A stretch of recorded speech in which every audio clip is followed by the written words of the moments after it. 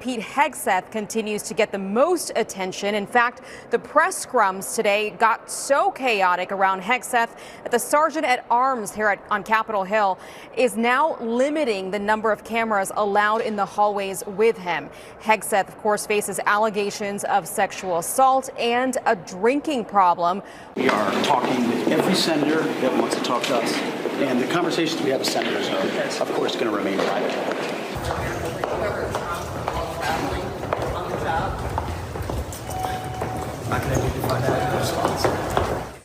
Hegseth met with Tommy Tuberville of Alabama.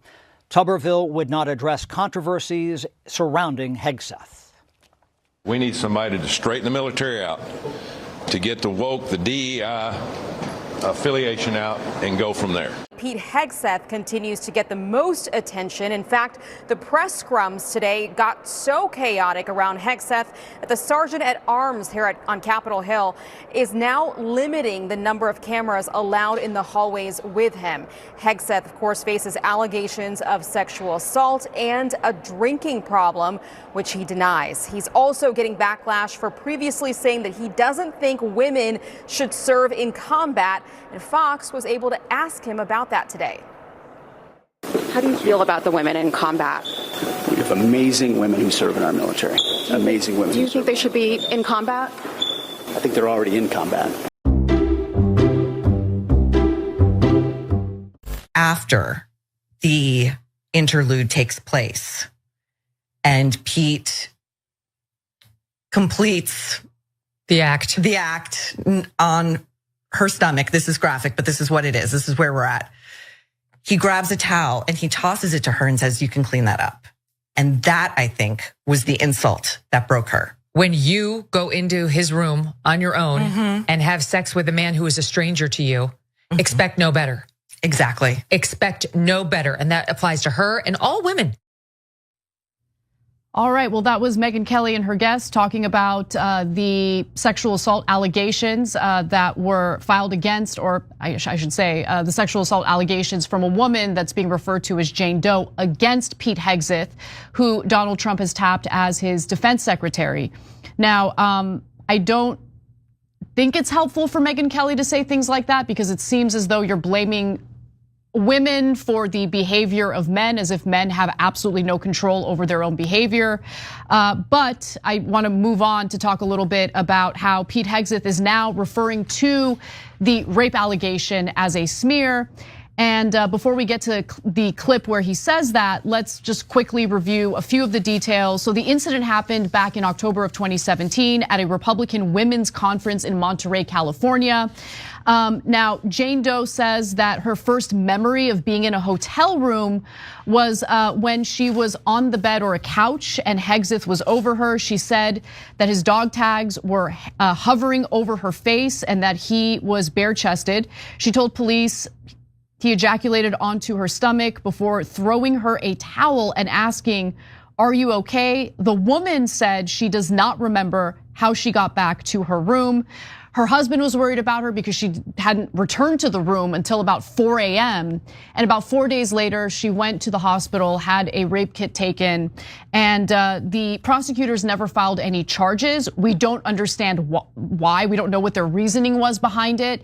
And in the end, there was some sort of financial settlement involved. And I want to be abundantly clear that there has never been any adjudication of the allegations against him, because there was never a trial, prosecutors never pursued it. And so whenever you hear him say, or anyone supporting Hegseth say, that he was cleared of any wrongdoing, that's not truthful, that is dishonest, that is not the case.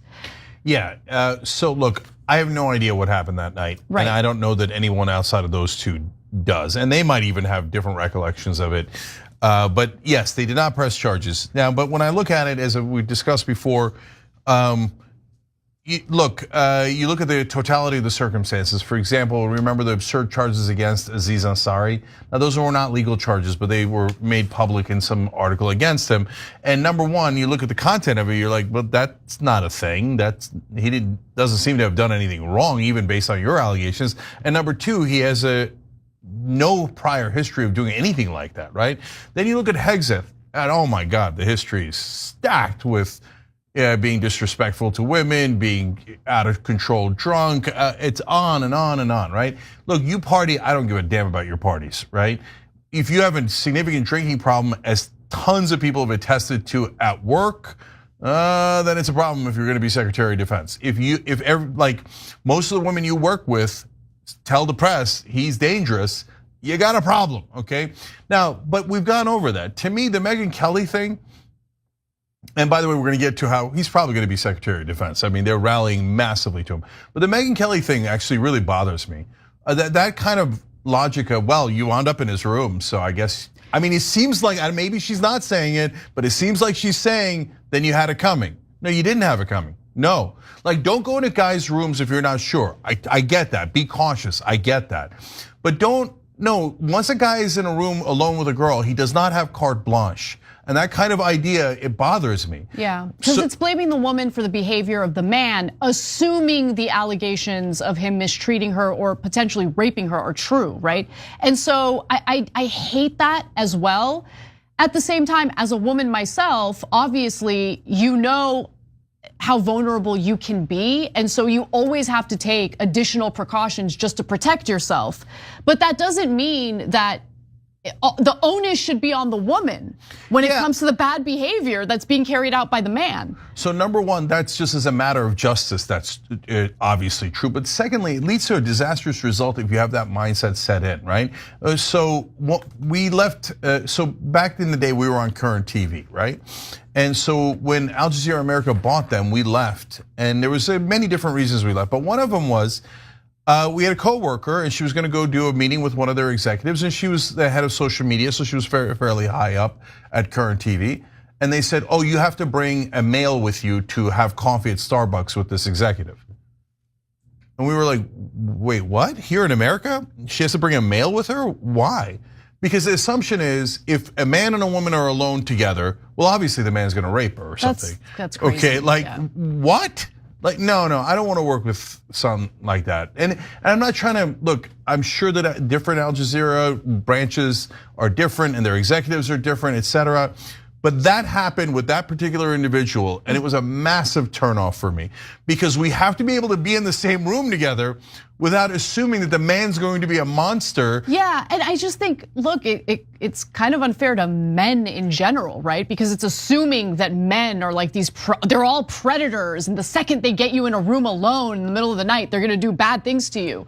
But anyway, look, I don't want to hyper focus on that because there are way more important updates to this story, including basically what's happening in the media in trying to kind of launder the image and reputation of Pete Hegseth. Certainly Sean Hannity is helping him with that.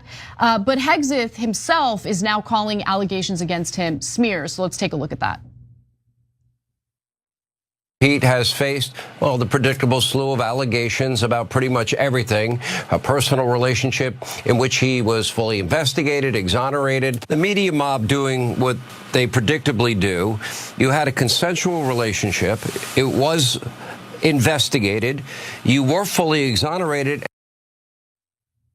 Okay, so again, he was never fully exonerated. That is not true. And so I want to go to the final video here. Hegseth kind of attempts to defend himself against these allegations. Let's take a look. I also want an opportunity here to clarify comments that have been misconstrued that I somehow don't support women in the military. Some of our greatest warriors, our best warriors out there are women who serve, raise their right hand to defend this country and love our nation, want to defend that flag, and they do it every single day around the globe. So I'm not presuming anything, but after President Trump asked me to be his Secretary of Defense, should I get the opportunity to do that, I look forward to being a secretary for all our warriors, men and women. So in that clip, he's basically defending himself and kind of backtracking on what he had said previously, backpedaling on what he had said previously about women in the military. So yeah. So there's two things that are frustrating about this. So these are the old school lies of right-wing media, right? Fully exonerated, it was consensual. Those things were not concluded. It's totally fair to say, hey, they didn't charge you, and that's good evidence on your side. That's fair. But saying that, oh yeah, they looked into it and said you were definitely not guilty, that just didn't happen. Oh, they concluded it was consensual, that didn't happen. And so, and here Hegseth on his own defense is like, oh my God, these people saying that I am against women in combat, it's ridiculous. It's not ridiculous. You wrote down that you were against women in combat. Right, exactly. Right, they at least have the decency to be honest about it and say, yeah, I used to believe that, but now that Joni Ernst and a couple of other Republican female senators, who by the way, Joni Ernst is also a veteran, are going to vote on me, I've changed my position. And so I'm now going to be in favor of it to get nominated. And by the way, after I'm confirmed, I might change my